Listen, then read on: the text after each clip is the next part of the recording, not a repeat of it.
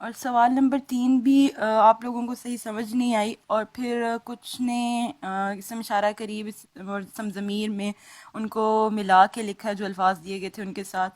تو مقصد ملا کے لکھنا نہیں تھا، مقصد اس سوال کا یہ تھا کہ آپ کو پتہ چلے کہ اگر کوئی لفظ ہے تو اس کے لیے ہم لوگ اسم اشارہ استعمال کریں گے اس لفظ کے لیے، تو ہم لوگ کون سا اسم اشارہ لائیں گے اور اس کے لیے ضمیر لائیں گے تو کون سی لائیں گے.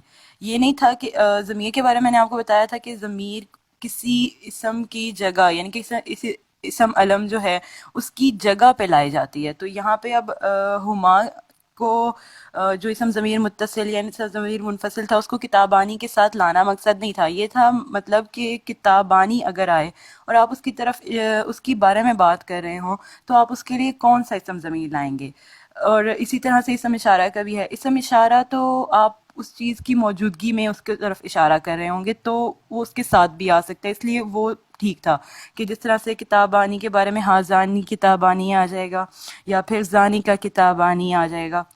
لیکن اسم ضمیر میں جو منفصل ہے اور جو متصل ہے اس میں ایک تو چیز یہ دیکھ لیں کہ جس طرح ہم کہیں کہ مثال کے طور پر آپ دیکھ لیں یہ کتاب ہے، تو ہم کیا کر رہے ہیں، کتاب کی طرف اشارہ کر رہے ہیں، قریب کا اشارہ کر رہے ہیں، یہ کتاب ہے تو ہو جائے گا ھذا کتابن. ٹھیک ہے، اب ہم اسی کو آگے لے کے چلیں تو ہم یہ نہیں کہیں گے کہ یہ کتاب ہے، کتاب میز پر پڑی ہے اس طرح سے کر کے، لیکن ہم کہیں گے یہ کتاب ہے وہ میز پر پڑی ہے. تو اب جو یہاں پہ وہ کا لفظ ہے اس کے لیے ہم اسم ضمیر منفصل لائیں گے. ٹھیک ہے، تو وہ کے لیے اب آپ نے دیکھنا ہے کہ ہم لوگ کس کی بارے میں بات کر رہے ہیں. یہ ہے وہ چیز جو اسم ضمیر منفصل میں آپ نے لکھنی تھی. یعنی کہ ہم کس کے بارے میں بات کر رہے تھے، ہم کتاب کے بارے میں بات کر رہے تھے، اور کتاب کیا ہے، واحد مذکر.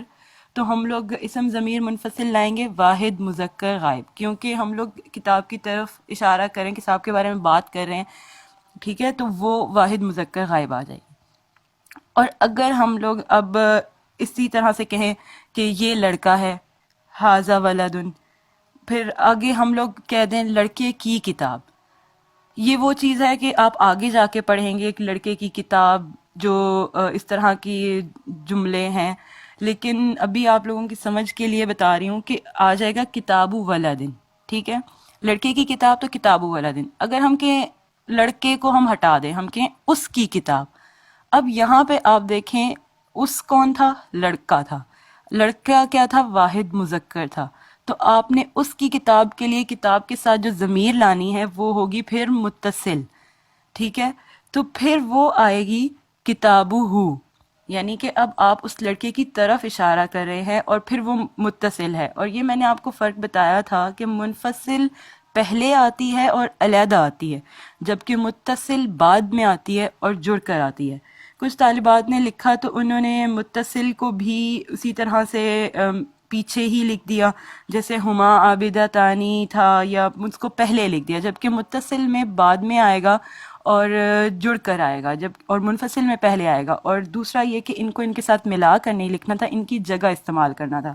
اگر اس طرح سے ملا کے لکھتے تو آپ زید لے لیں، زید کا اسم اشارہ قریب اور اسم اشارہ بعید میں تو ٹھیک ہے، لیکن جب ہم لوگ اسم ضمیر میں آئیں تو اسم ضمیر منفصل میں بھی اس کا ہو جاتا ہے ہوا زیدن کہ وہ زید ہے. ٹھیک ہے، لیکن متصل میں زیدہ، کیا یہ کوئی جملہ ہے کہ اس کا زید؟ اس لیے یہ ان کا مقصد یہ نہیں تھا کہ آپ ان کے ساتھ ملائیں، ان کا مطلب یہ تھا کہ آپ ان کے لیے استعمال ہونے والے لائیں.